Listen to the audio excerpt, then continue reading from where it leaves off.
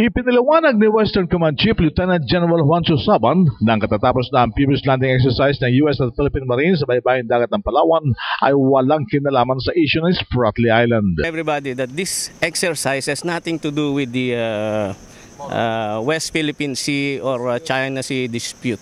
So this is an annual event that both US and Philippine Marine Corps hold every year to exchange expertise. Dagdag pa ni Saban, 14 na taon nang ginagawa ang taon ng military exercises ng Pilipinas sa kalyadong bansa, ang Estados Unidos. This is only a training for our Marines in order for us to upgrade our capability. I think this is the 14th year now that we have been doing this annual event. General, what's your opinion that this might antagonize the other countries though? How can it antagonize other countries? This has been going on for so many years. In fact, every now and then we hold it here in Palawan also. So there is nothing connected to any controversy in the region.